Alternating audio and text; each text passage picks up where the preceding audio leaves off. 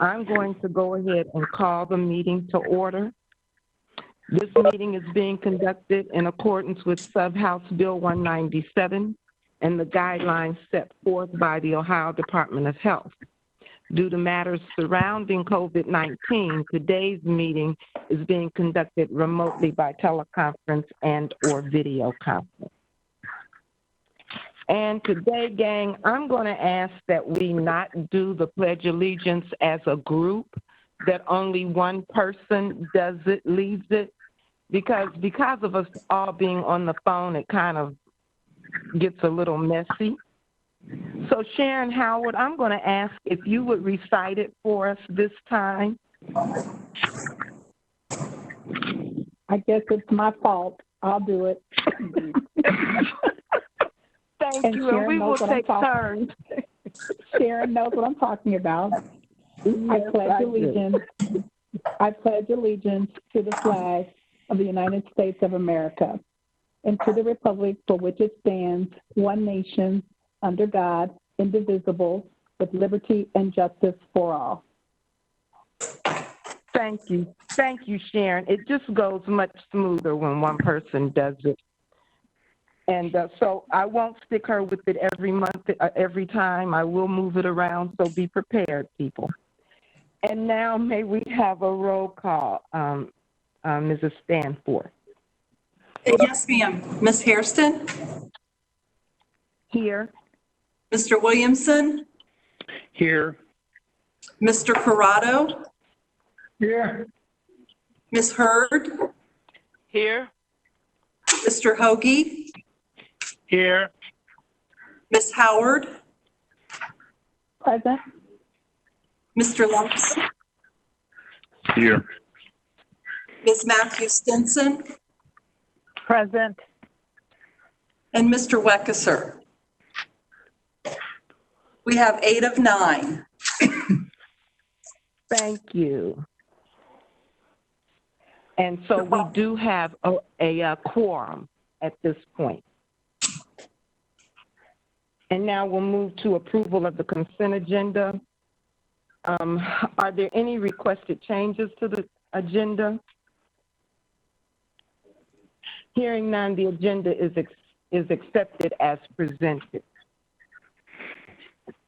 The minutes of the July 7th, 2020 board meeting minutes were presented to all board members prior to today's meeting. Unless there's any board member who requests a reading of the minutes, I will ask if there are any corrections or additions to the minutes as presented. Having heard no request for a reading of the minutes nor any corrections or additions, the minutes stand approved as presented. And we'll now go to committee reports. Mr. Lumpkin. Thank you. The Finance and Personnel and Planning Committees held a teleconference meeting on July 21st. And as a result, the committee is recommending 2 action items for the board's consideration. Both action items are essential to the delivery of transportation services to the public. Action item number 2, benefits consultant. The purpose of this procurement is to contract with a benefits and insurance consultant for 3 years with 2 one-year options. The consultant will assist in procuring insurance benefits for all eligible employees, including medical, dental, life, and disability insurance. The procurement included an option for benefits administration consulting firm to provide outsourced benefit administration by providing high-quality benefits administration and customer service to allow human resources to focus on core competencies and other strategic initiatives. This procurement demonstrates the RTA's core value of stewardship by managing time and talent efficiently and responsibly. Dr. Thomas provided a detailed explanation at our meeting, and supporting information is included in today's board package. Brent is available to answer any questions that the board may have at this time.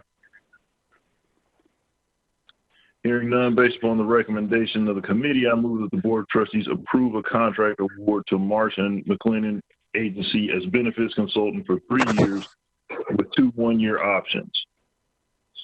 as follows. Year one, $65,000. Years 2 and 3, $58,000 each, for a total of $116,000.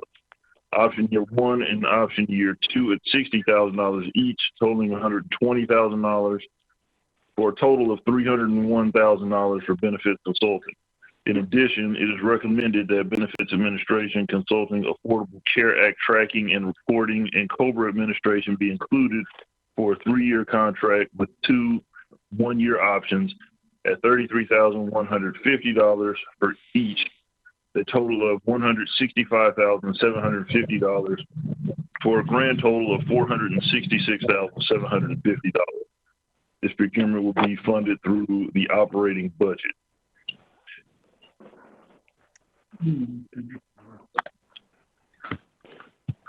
Can I get a second? Second. It's been properly moved and seconded that action item number 2 be approved. Are there any questions?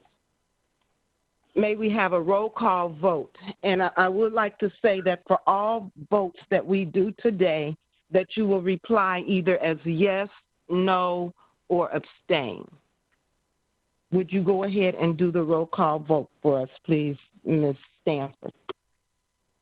Yes. Ms. Hairston? Yes. Mr. Williamson? Yes. Mr. Corrado? Yes. Ms. Hurd? Yes. Mr. Hoagie? I have to abstain. I have a conflict. Ms. Howard? Yes. Mr. Lumpkin? Yes. And Ms. Matthew Stinson? Yes. We have 7 yeses and 1 abstain. Thank you. Action item number 2 has been approved.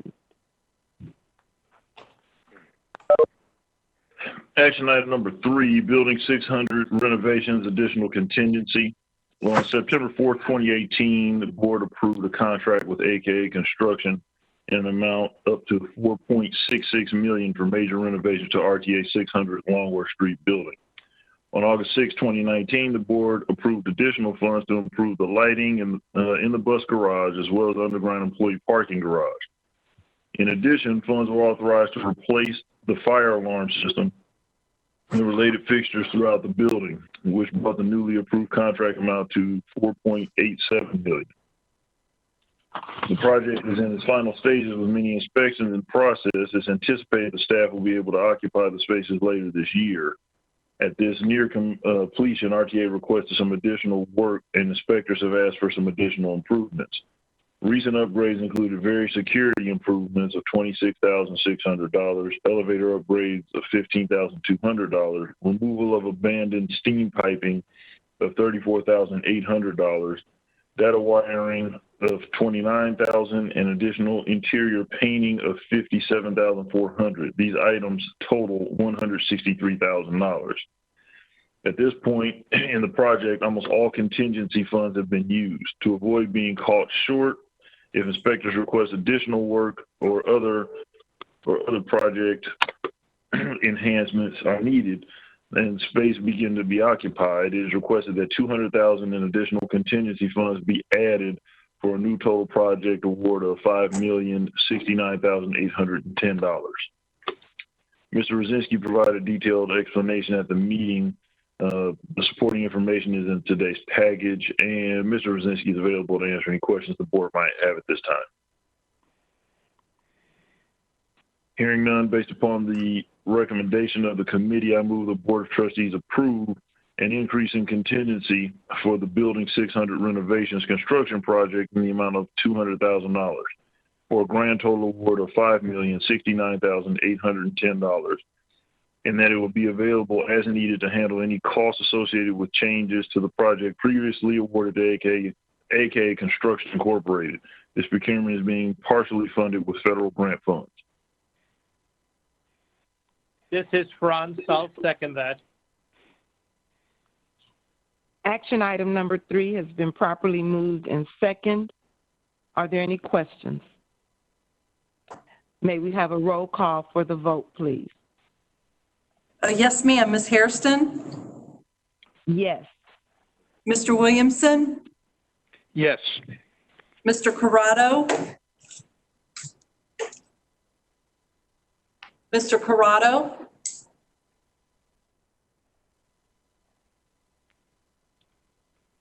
I'll come back to Vince, Mr. are you, okay, Vince, are you on mute? I just got a text message from Vince that his call was dropped and he's having trouble getting back in.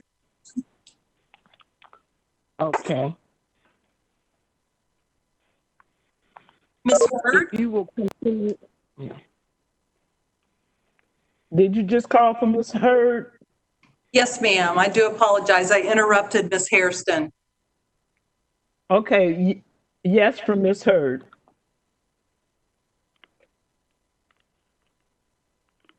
And Mr. Hoagie? Yes. Ms. Howard? Yes. Mr. Lumpkin? Mr. Lumpkin?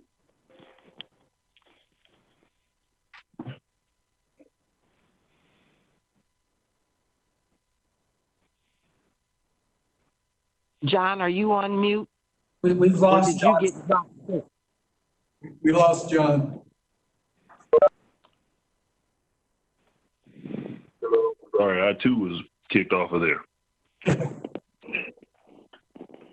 And Mr. Lumpkin, vote yes or no or abstention? Yes, I vote yes. Thank you. Ms. Matthews Stinson? Yes. And I'll follow up with Mr. Corrado perhaps.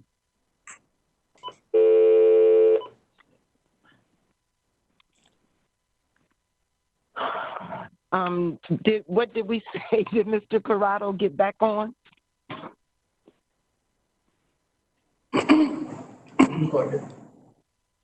Doesn't appear I so. know it. Right when he did that, I got kicked off right after he, Okay, and I'm hearing music now. So my, Have we been put on hold or what's going on? This is Adrian. Can you hear me? Yes. Yes, Yes. we can now. Okay. No, that was not Did you my get music. Oh, okay. It's like there's Vince. So I think, I'm sorry. Mr. Corrado? Yes. Is Can you hear me? back online? Yes, thank you. We have 8 yeses. Thank you. Action item number 3, building 600 renovation additional contingencies has been approved. Mr. Lumpkin, if you'd like to continue. thank you. The financial update at the meeting, Ms. Stanforth provided the following financial highlights. Year-to-date, June 2020 indicates a gain of $5.7 million after local capital charge. The gain is primarily due to funding received from the federal government as part of the CARES Act.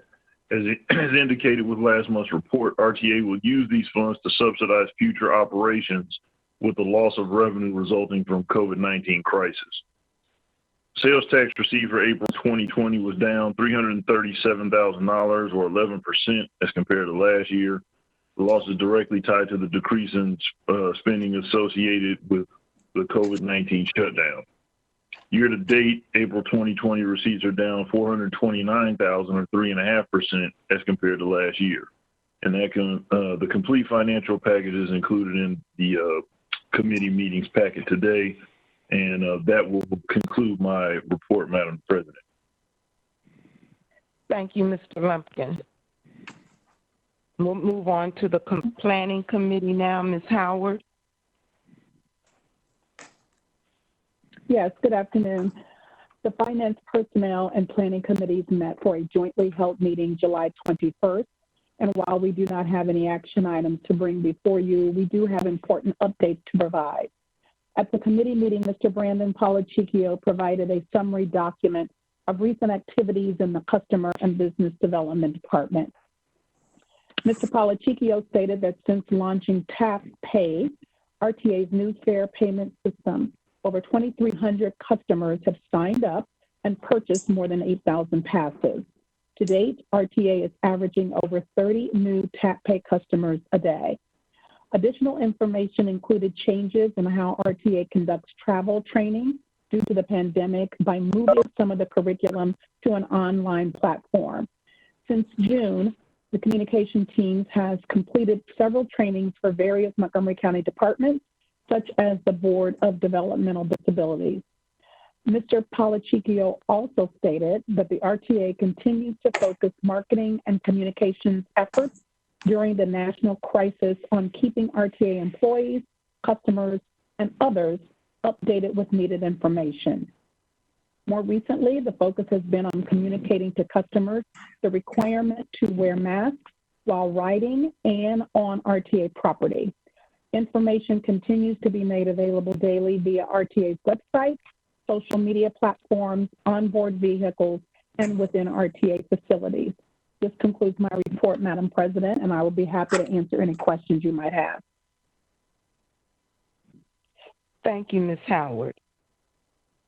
Hearing no questions, we'll move on now to the Chief Executive Officer's report. Mr. Donahue. Thank you, Madam President. Just a few informational items. For those who don't follow me on Twitter, I would be shocked if you all didn't. Today, August the 4th, is the 132nd anniversary of electric transit in Dayton, Ohio. We've been continuously operating electric transit since that time, and that's something that we love to celebrate here because arguably we have the longest continuously operating electric system in the nation. So there you have it. Some trivia for you today. Just to let you know that something we are constantly working on is our relationship with our state legislators from the area. And tomorrow afternoon, we will likely have a few of them present at our Longworth facility to get a sense of a couple things. One, how we've spent the additional state dollars we received in the past year, and then an update on the Next Gen project so they can see firsthand how the bus works. That's why we decided to have the event at Longworth Street. I know you're already aware also that it looks like our relationship with Dayton Public Schools is terminating. And I will assure you that over the period since early June, a significant amount of work was done to provide multiple options for the Dayton Public School officials to consider. I don't envy their task in trying to get school back together for the coming year. In the end, the decision was made by DPS to not continue the agreement with us. So we're working on what that means internally in terms of manpower and things like that. But it's definitely off for this school year, and I would gather probably permanently at this. Finally, I just wanted to mention again, we lost another one of our team members in the past week. We were shocked as Michelle Brown, who came to us from DPS, Dayton Public, a number of years ago, and was one of our Right Stop Plaza assigned supervisors in the transportation department, affectionately known by our customers as the Whistle Lady. And I raise that because one of the customers once asked me where the Whistle Lady was one evening out here, and she was on vacation that week. And I said, well, what's with the whistle? And Michelle had on her own, since coming downtown to Right Stop during our lineups where we have buses, as many as 22 buses loading at once in the hub. She's responsible for safety as the supervisor at those events. She took it upon herself to employ the whistle to make sure that the aisles between the buses were absolutely clear of pedestrians before we would release the buses to move out of the hub. And the customers dubbed her with that little moniker. We thought it was great.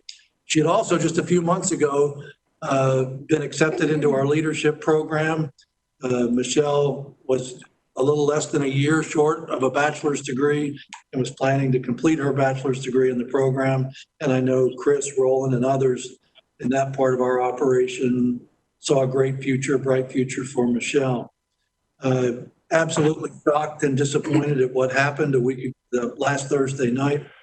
And our operators who work the night shift have requested, and we are going to grant this Thursday night at 11 p.m. We are going to have a moment of silence, followed by some whistle blowing and a release of balloons before the lineup breaks that evening. It was their idea to do this in Michelle's memory, and we are going to make sure that happens this coming Thursday night. So again, I please ask everyone to keep Michelle in your thoughts and prayers as we work through yet another tragedy here in Dayton this year. And with that, unless there are questions, I have nothing else to. Thank you, Mr. Donahue, and we are very sorry for that loss. I am not aware of any old business. Anybody else aware of old business? We do have a new business item number 1. And I think I'm going to have, who did I say I was having do this? Oh, speak up. Brandon. All right. It's Brandon Palachicchio, Mr. Palachicchio. All right. This is action item resolution number 2020-8-1, ensuring equity, diversity, and inclusion. In 2019, the Miami Valley Regional Planning Commission launched the Institute for Livable and Equitable Communities.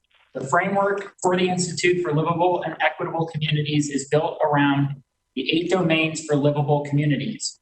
Within these 8 domains, it is stated that public transit, coordinated mobility, human service transportation systems, integrated freight, and logistics systems, walkability, and bike friendliness contribute to livable, equitable, and lively communities for all. More recently, in conjunction with the Institute for Livable and Equitable Communities, the Regional Equity Initiative was formed and is charged with developing strategies and funding initiatives that reduce racism and increase access to opportunity for all. Currently, represented organizations of the Regional Equity Initiative, which included government jurisdictions such as City of Dayton, Montgomery County, and others, have passed or considering resolutions in support of this declaration of racism and discrimination as a public health crisis. As a critical piece to the region's framework for developing livable and equitable communities, RTA is seeking to become a represented organization of the Regional Equity Initiative, and therefore we recommend that the Board of Trustees adopt the attached resolution.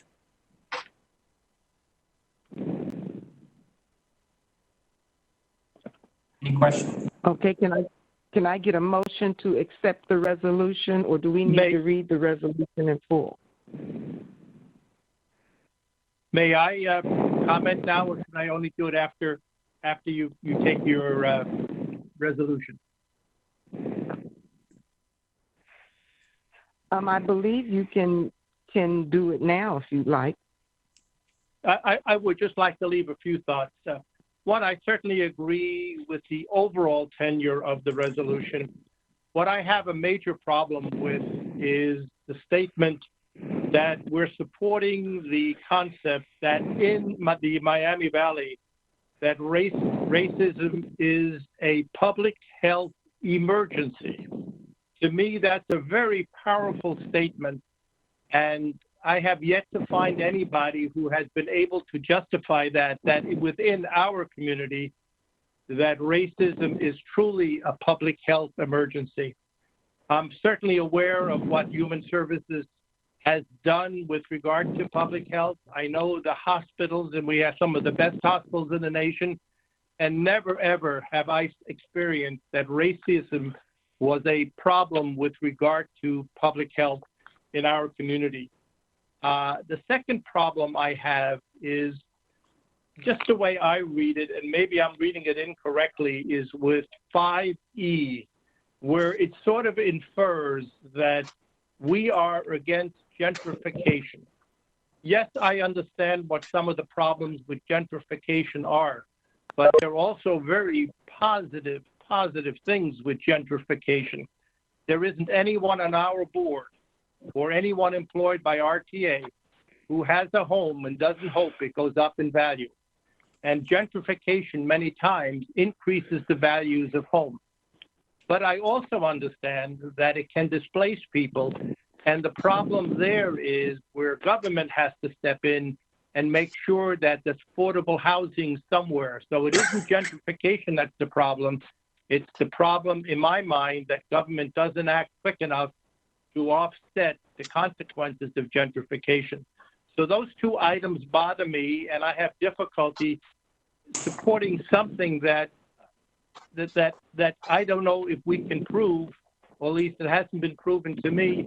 And my concern is if it's ever proven to be incorrect, it will dilute the word of racism, and it would like the meaning of racism, and it dilutes the meaning of emergency. So that's my feeling. I've made that known to the leadership of the board, and I wanted to express it here. However, I am not against the resolution dealing with all of the other items expressed therein.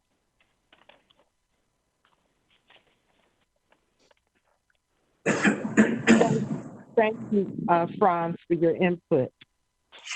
Are there any other questions or concerns about the resolution? This is Belinda. I have a couple of comments. I think the chamber, we had used public health crises as opposed to an emergency. I don't know if that speaks differently. And where you note the Dayton Chamber, it should be the Dayton Area Chamber of Commerce. And then the one area that I think is missing is a focus to do business with disadvantaged businesses, to do business with DBEs.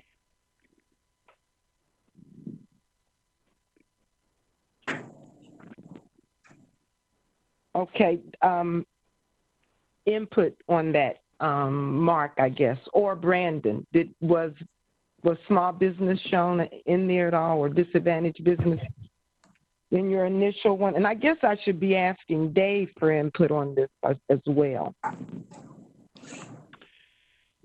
I'm going to, again, defer back to Brandon as to how our resolution mirrors the document or documents from the Chamber or from the Miami Valley Regional Planning Commission. I don't recollect the issues that Belinda raises, and I'm kind of trying to go through the resolution right now to find those things or lack thereof. So, and while doing under that, number 5, under the 5th whereas is where the Greater Dayton Chamber of Commerce is mentioned. Dave, And that was just a comment that it's the Dayton Area Chamber of Commerce. But Dave, while you're looking at this, is Mark, I'll just make the comment that initially we signed on to the Chamber's position statement and had assumed that would be adequate for our membership on this, the commission that's being established. Apparently, Brian Martin felt it was not, and we should adopt a resolution of our own. So initially, the resolution is one that I believe MVRPC passed and other organizations have. So we were working from the one that they preferred, as we often do with FTA sorts of resolutions. And that's where sometimes you can get into this. And then Dave had made some great comments and catches in the original language. And, we made some adjustments based on Dave's comments to make sure that we weren't obligating funds that we did not have. So we added some language there. Have we written it from scratch? Would it read exactly this way? I'm not sure, but just so the rest of the board knows that we're working from a template we got from the planning. May I ask, how was it concluded that racism is a public health emergency or a public health crisis in the Miami Valley? What evidence is that would support that comment? I think in fairness, Franz, Brian Martin would have to answer that question. He provided documents, we've read those.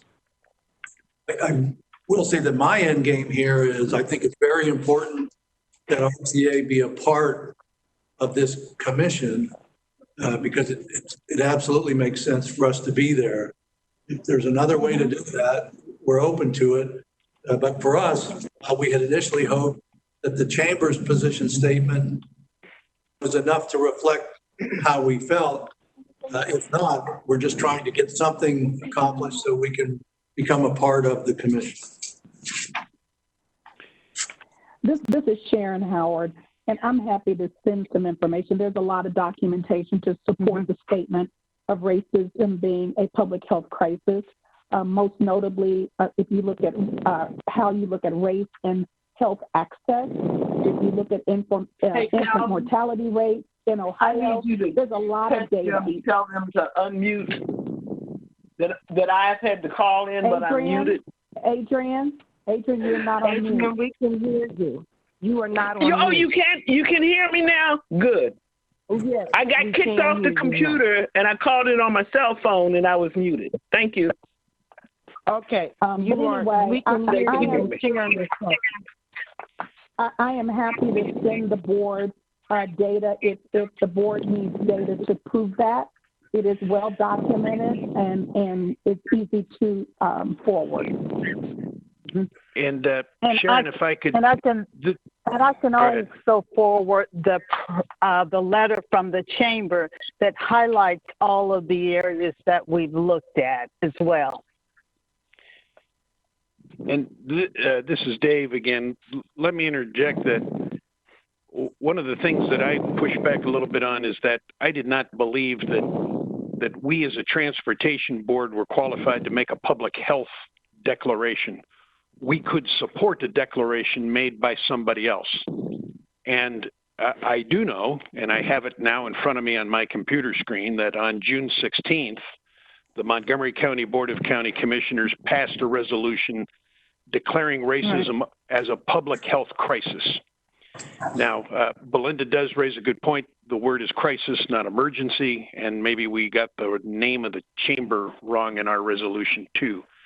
But to answer your question, Franz, upon what is this based, we're supporting their declaration. So I think that the input and the basis for that has been vetted by the governmental organization in the county responsible for the public health of the county, and that's the Montgomery County Commissioners. So from my perspective, we're supporting a declaration concerning a matter of public health made by somebody else, and somebody who's qualified to do so.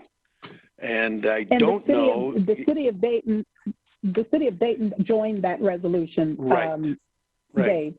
And the state of Ohio did too. So I guess what my point I'm driving at is I don't know if it's up to us one way or the other to sift through all of the data as if we were being asked to make the declaration to begin with. Instead, that's been done by others qualified to do so who have done so. And then we're being asked to support that declaration publicly as an organization who, as Brandon indicated, we've been singled out as the transportation overlay of the entire, the delivery of transportation services. And we certainly want to make sure that we're addressing the issue of racism with regards to the delivery of transportation services. So that's why I made the suggested changes and revisions that were made to the resolution, and that's why I would support the motion as made, but I would also support an amendment or a revision to what we have in front of us to correct the two issues that Belinda brings up, and that is the correct wording of the name of the Chamber of Commerce and the changing of the word from emergency to crisis so that mirrors the county, state, and city resolutions.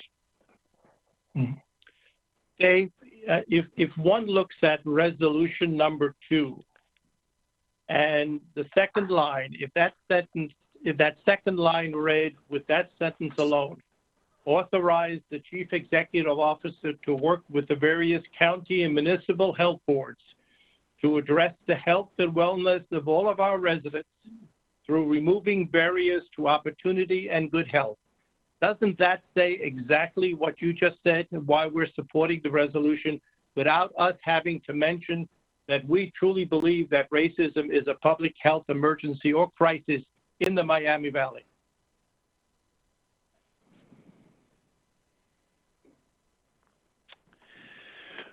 Well, with all due respect, no, I don't believe it does. I believe that if we start the sentence with authorizes, what that does is it authorizes our leadership team to work with the county and municipal boards. But my point is that the county and municipal boards have already made a declaration. So I don't know what there is to work with them about. If we're, for example, if we're against the resolution made by the county and the city, I don't know how it is that we're going to work with them to address the issues. Again, I know it's a matter of semantics, but I don't believe, and this particular sentence was originally worded as, we, the RTA board, declare that racism is a public health emergency. I had a big problem with that. And I told the leadership team that we can't do that.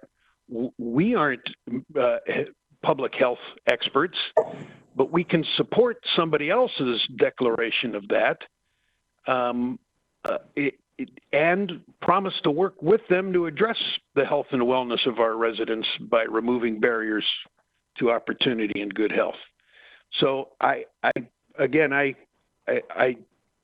fully respect your point, Franz, but my answer is no. I don't think that the simple statement of authorizing our team to do those things, I think that's less than a full-throated support of the state, county, and city's declaration that hopefully they vetted and got the input and got the data when making their decision.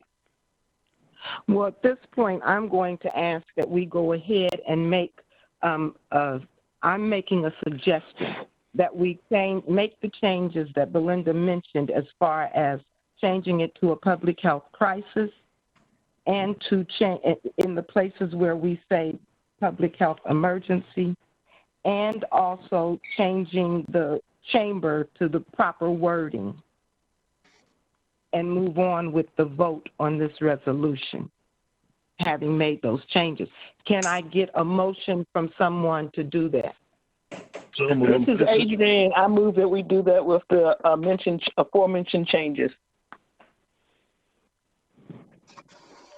This is Dave Williamson. I'll second the motion. Okay, it's been properly moved and second that resolution number 2020-81 be accepted with the changes that have been mentioned by Ms. Stinson. Any other questions? Hearing none, may we have a roll call vote, please? Yes, ma'am. Ms. Hairston? Yes. Mr. Williamson? Yes. Mr. Corrado? Yes. Ms. Hurd? Yes. Mr. Hoagie? I abstain. Ms. Howard? Yes. Mr. Lumpkin? yes. Ms. Matthew Stinson? Yes. We have 7 yeses and 1 abstention.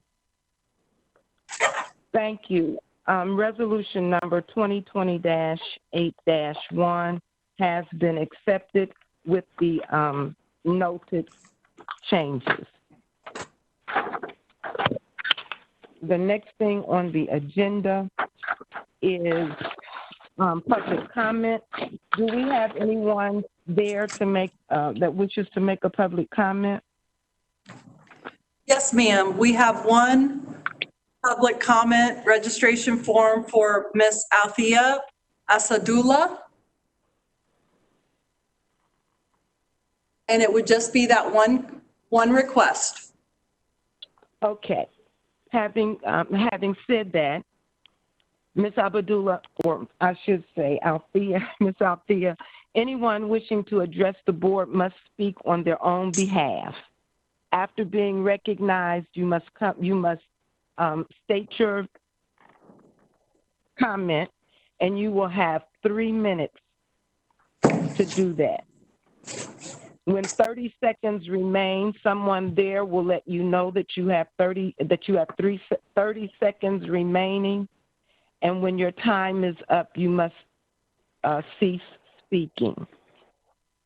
Would someone please give Ms. Althea a microphone or let her speak?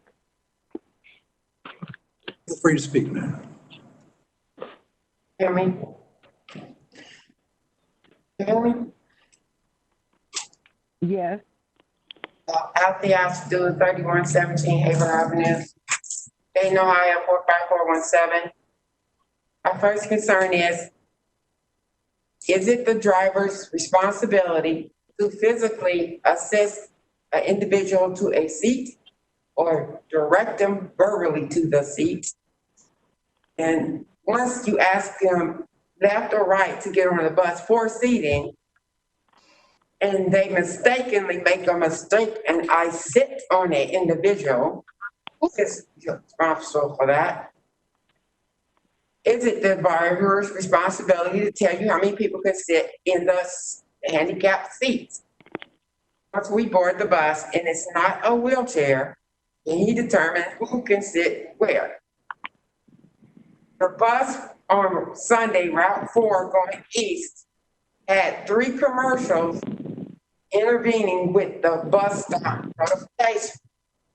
So I informed the bus driver, I'm still getting off at Steele. And he said, I remember.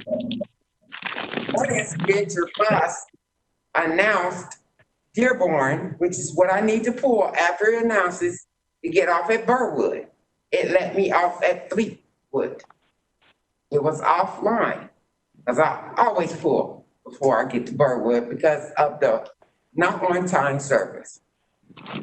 Customer service reps needs to remember to remind us 10 minutes before, 20 minutes after, up to an hour and a half before you can get home, unless otherwise specified. There also was an issue with, just today, I got on 19, and no, I was at South Edward C. Moses Boulevard. I asked, does 22 still go down Edward C. Moses Boulevard? 10:47 a.m., she said. I called back at 10:51. Mr. Eric said it would be there in a few minutes. 11:20 is when I got on bus 19 because 22 did not arrive. So evidently, it is not going down Edward C. Moses. And I don't understand why your customer service reps don't know when the bus is not on regular route. I can't see to do it. I can't find out myself. And every time I call a supervisor, they're not in the office. So even though I called back to Lost and Found, Supervisor Travis said it was not rerouted. Yes, it was.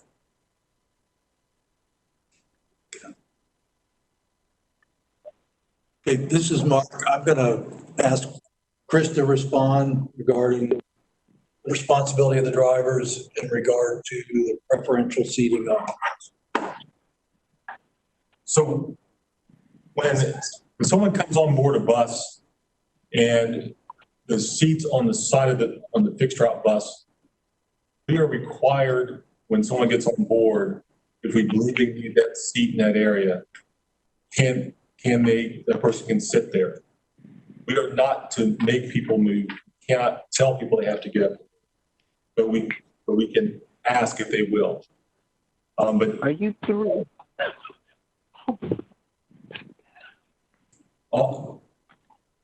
also, if we do see someone boarding a bus that needs assistance, we are to assist that passenger.